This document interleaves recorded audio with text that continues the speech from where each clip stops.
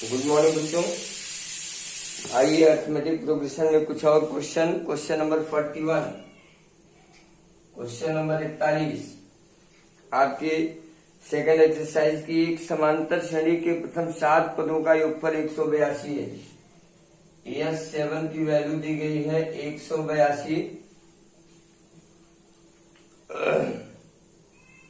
यदि इसका चौथा पद तथा 17वां पद का अनुपात 1:5 हो तो समांतर श्रेणी ज्ञात कीजिए। चौथे पद और 17वें पद का अनुपात T4/T7 3 बराबर 1/5 ये दिया हुआ है। चौथा पद एवं 17वां पद। चलिए मान लीजिए,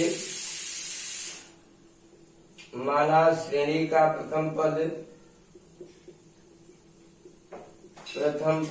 A एवं सार्वांतर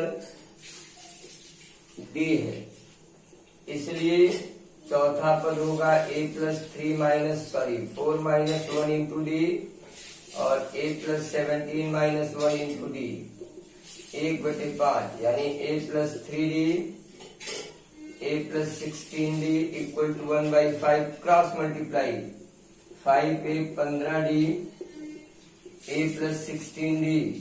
तो A को इधर लाएंगे 5A minus A 16D minus 15D यानी 4A इज इक्वल टू आ जाएगा D।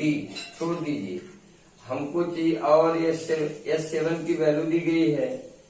S7 is equal to 182। Now 7/2 2A plus 7 - 1 into D equal to 182। आप सॉल्व करेंगे तो 2A + 6D इक्वल टू 182 गुणे 2/7।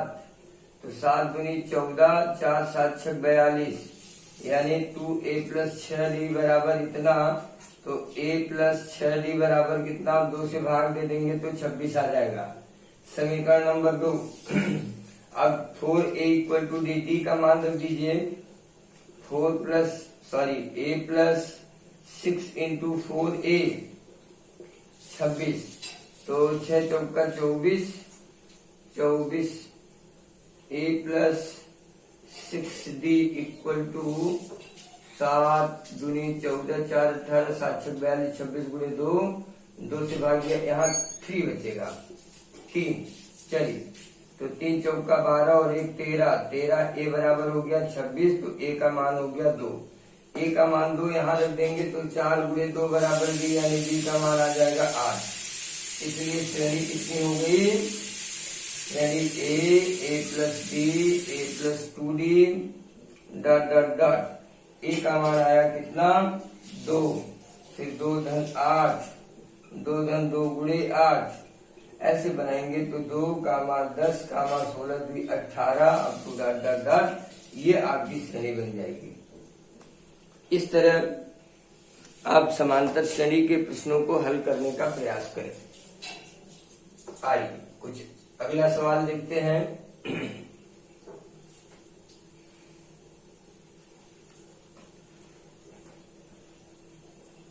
Question number 43। एक समांतर श्रेणी के प्रथम n पदों का योगफल Sn द्वारा निरूपित है, तो S12 सिद्ध कीजिए। S12 equal to 3 into S8 minus S4 3 into S8 minus S4। तो S12 की वैल्यू कितनी हो जाएगी? 12/2 2A प्लस 11D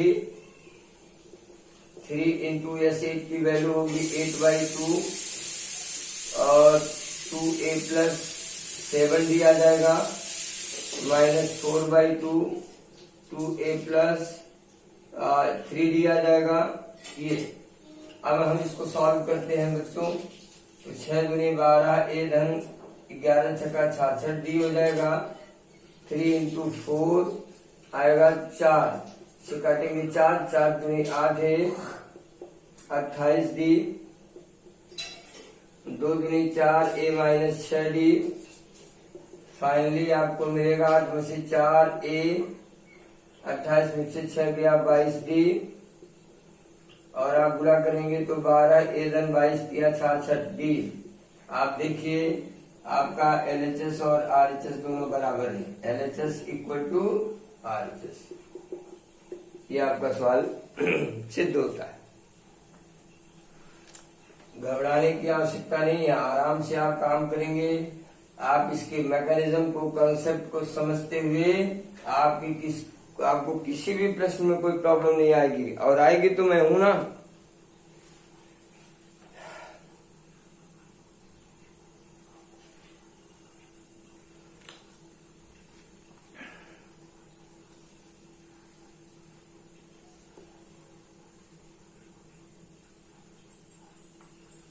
एक क्वेश्चन 47 देख लीजिए, क्वेश्चन नंबर 47।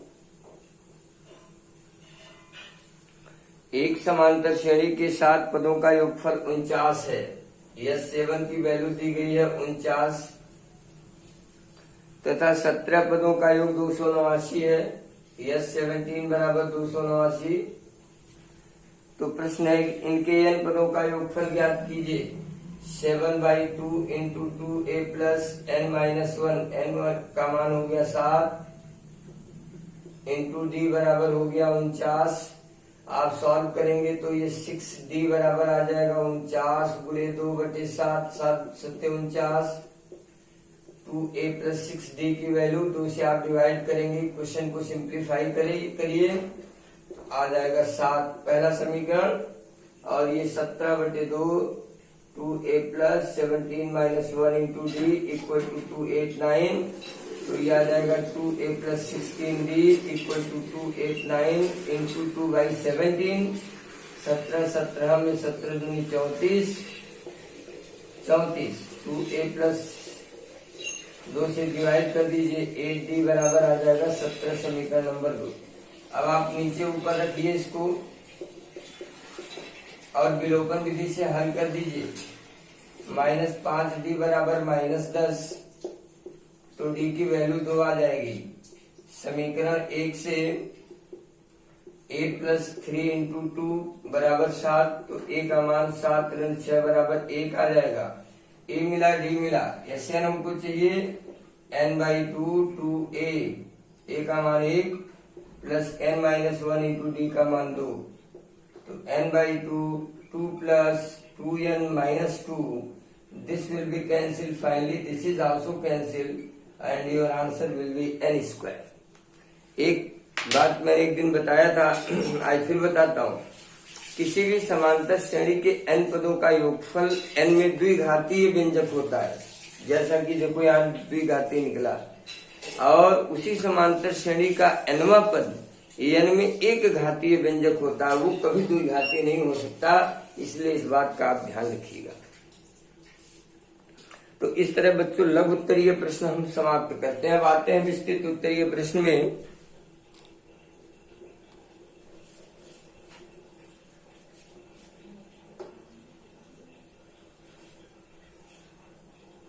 दीर्घ उत्तरीय प्रश्न में आइए प्रवेश करते हैं।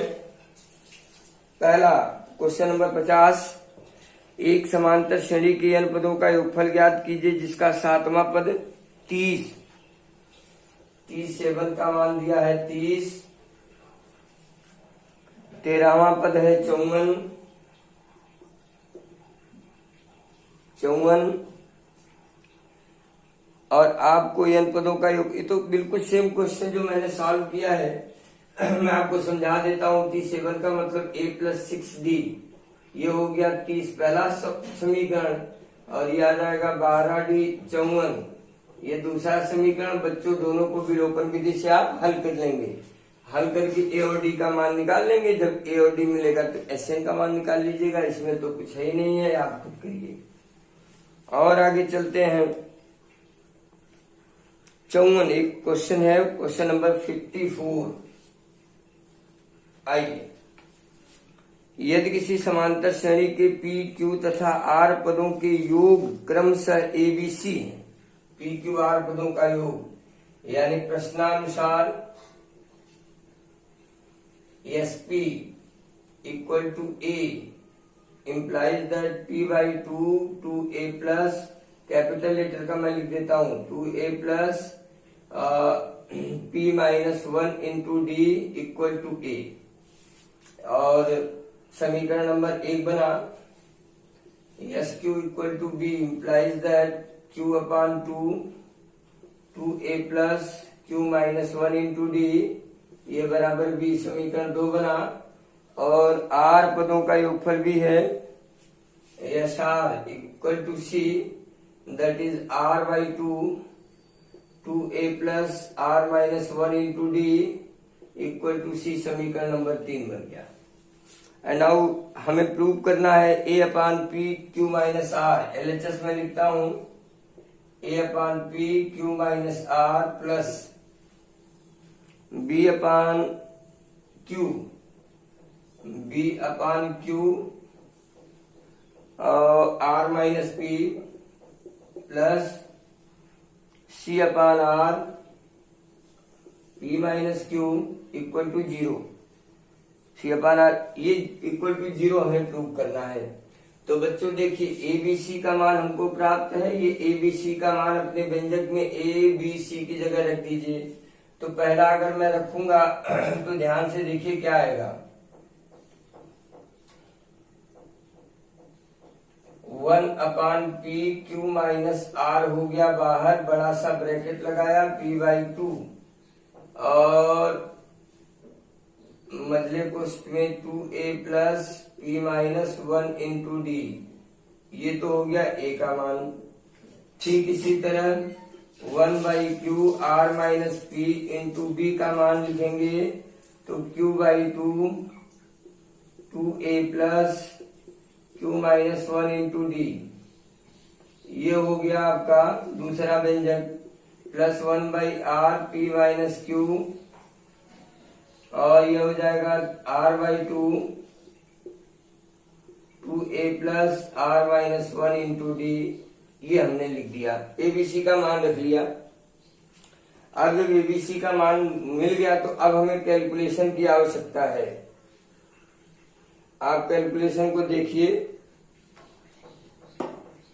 हम जब इसका मल्टीप्लाई यहां करेंगे इसमें एक साथ तो देखिए यहां भी और यहां भी सब में a कॉमन मिल जाएगा।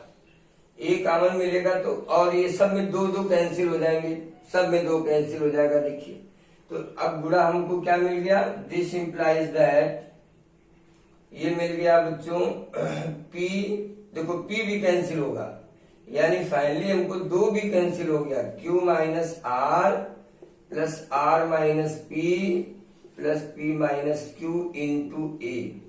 ये देखिए आप गुणा करके देख लीजिएगा p cancel 2 cancel a common लिया केवल q माइनस आर, इसी तरह r माइनस पी, इसी तरह p माइनस क्यू। फिर इसका गुणा जब आप करेंगे यहाँ पे तो अब आपको देखिए क्या मिला d, सब में d कॉमन हो जाएगा यानी 1 upon P Q minus R into P minus 1 plus 1 upon Q. एक मिनट ये भी नहीं रहेगा क्योंकि देखिए जब आप इसका भी तो गुणा इसमें करेंगे, गुणा करेंगे तो p कैंसिल हो जाएगा, केवल 1/2 बचेगा जिसको मैं कॉमन कर लूंगा क्योंकि सब में 1/2 बचेगा। और ये हो गया r माइनस पी और q माइनस 1 और प्लस बचेगा p minus Q into r minus 1 और सब में d/2 क्या हो गया कम। अब आप देखेंगे तो ये सब के सब कैंसिल आउट हो जाएंगे 0 मल्टीप्लाई बाई a। और यहां भी जब आप गुणा कर देंगे तो ये सब कट के 0 हो जाएगा, 0 गुणे q/2 और टोटल रिजल्ट कितना होगा 0।